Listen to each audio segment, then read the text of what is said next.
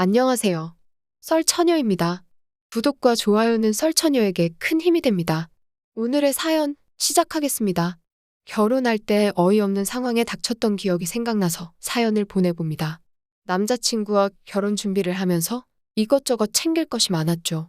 결혼을 결심하고 제일 큰 걱정거리는 어디서 결혼식을 하느냐였습니다. 왜냐하면 남자친구는 제주도에서 태어나 자랐기 때문이었죠.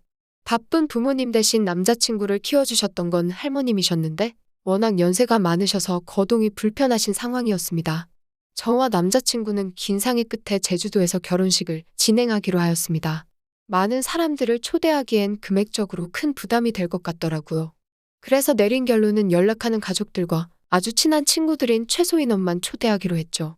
물론 초대한 사람들의 항공료와 숙박비는 저희가 부담할 계획이었습니다. 다행히 저희 부모님도 제 의견을 존중해 주시는 분들이셔서 제주도에서 결혼식을 하겠다고 했을 때 큰 어려움은 없었습니다.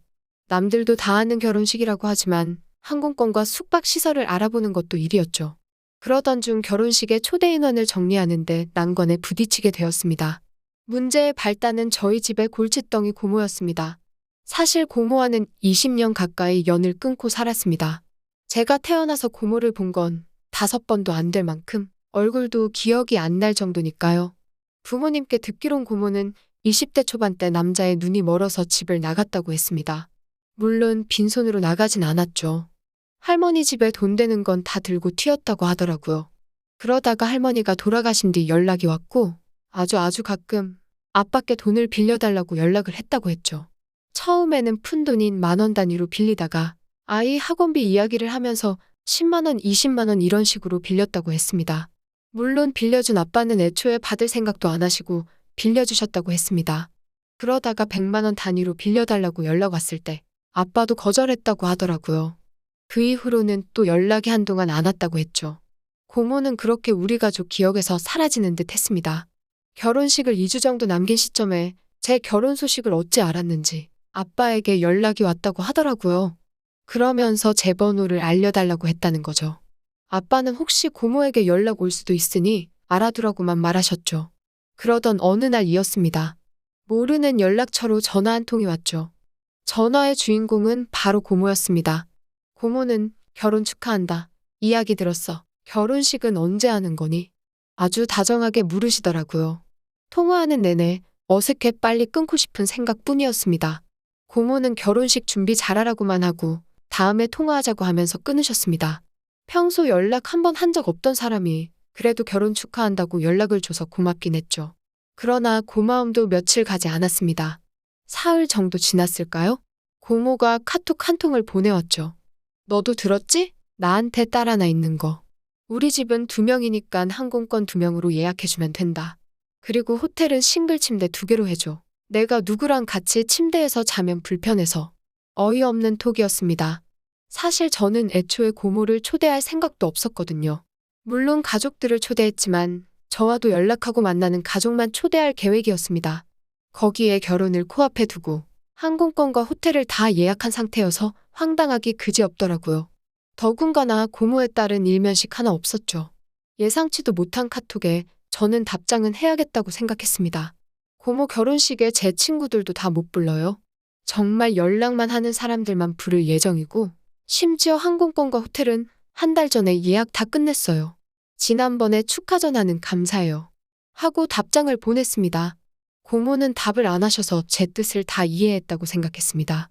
그날 저녁 퇴근하고 돌아온 저에게 아빠는 너네 고모가 나한테 연락 오더니 딸 교육 어떻게 시켰냐고 난리 부르스를 치더라고. 무슨 일 있었니?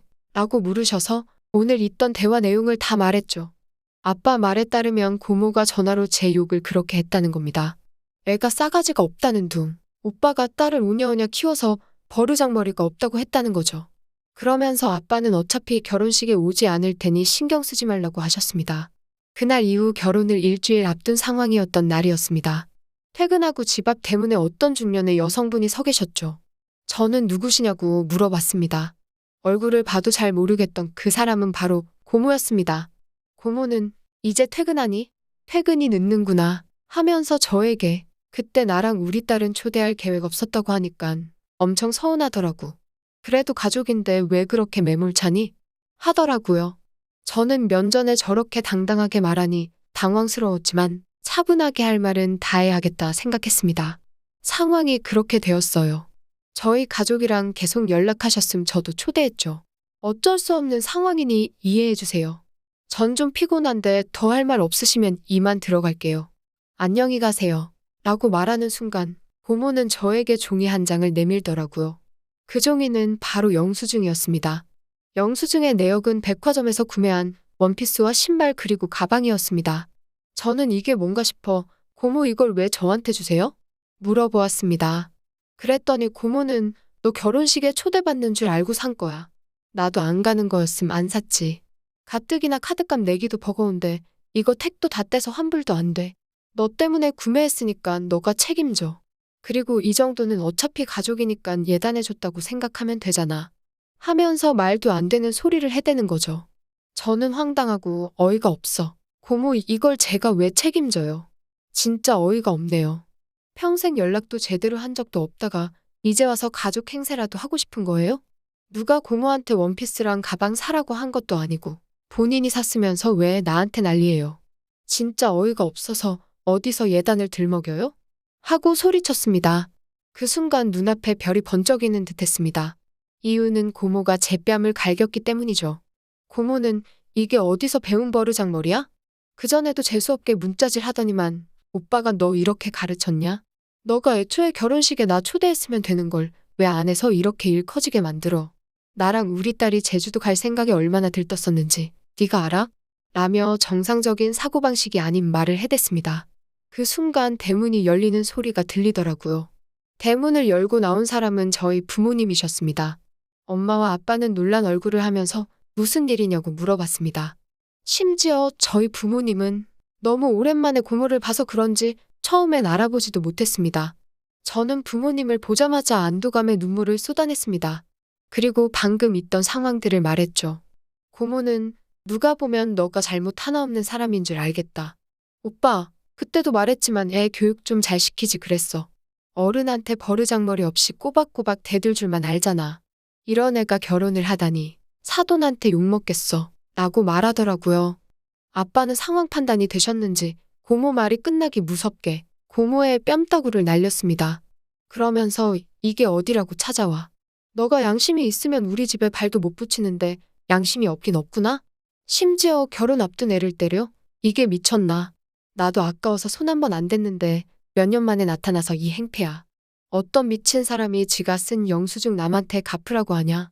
너 머리가 어떻게 도른 거 아니야? 하면서 아빠는 고모를 또라이 취급하셨습니다. 사실 틀린 말은 아니었죠. 정말 또라이 같았으니까요. 아빠의 태도에 고모는 태세 전환하듯 갑자기 울기 시작했습니다. 그러면서 오빠 사실 내가 좀 어렵게 살아. 여행 한번 딸이랑 제대로 간 적도 없어서 제주도 한번 가보고 싶었던 것뿐인데 제가 저러니 내가 속상해서 한 소리 좀 했어. 라며 말도 안 되는 핑계를 대더라고요. 아빠는 너가 너 딸이랑 여행을 못 간 건 너 인생이고 누가 너 보고 그렇게 살라고 했냐? 그리고 예단을 너가 왜 받아? 너 우리랑 연 끊고 산 거 아니었니? 엄마 살아계셨을 때는 엄마 거 훔쳐서 내빼더니만 이제는 오빠 돈도 모자라서 조카 예단까지 넘보려는 거야? 기억이 안 나나 본데 너 나한테 야금야금 빌려간 돈 그거 총 얼마인 줄이나 알아? 딸 학원비 된다고 구걸하더니만 어디서 팔아먹을 게 없어서 딸까지 팔아먹어. 너 다시는 우리 집 앞에 얼씬도 하지 마. 아빠는 머리끝까지 화가 나서 소리치셨습니다. 그 순간 어디서 고모한테 불폭탄이 떨어졌습니다. 그건 바로 엄마가 대하에 받은 물을 고모한테 뿌리신 거였죠. 엄마는 좋은 일 앞두고 재수 털리게 하지 말고 꺼져. 너 다시는 내 눈에 띄기만 해봐. 그때는 물폭탄이 아니고 똥물을 뿌려버릴라니깐. 엄마의 불호령 덕분이었을까요? 어거지 부리던 고모는 홀딱 젖은 상태로 빤스런했습니다. 주랭랑 치는 모습이 어찌나 우스웠는지 몰라요. 고모가 간 뒤 아빠는 자기 동생 때문에 상처받게 해서 미안하다고 하셨습니다. 개차반 같은 고모 덕분에 저희 가족은 더욱 돈독해질 수 있는 계기가 되었죠.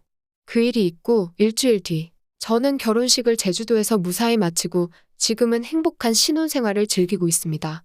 또라이 고모는 어떻게 되었냐고요? 아빠 말에 따르면 그날 이후 고모는 친척들에게 딸 학비 핑계를 대면서 또 돈을 빌리려 했다고 하더라고요. 웃긴 건 그 누구 하나 고모한테 돈을 빌려주지 않고 다시는 연락도 하지 말라고 욕만 한대요. 그동안 고모가 어떻게 살아왔는지 알 수 있는 결과죠. 오늘의 사연은 여기까지입니다. 긴 사연 끝까지 들어주셔서 감사합니다. 구독과 좋아요는 설처녀에게 큰 힘이 됩니다.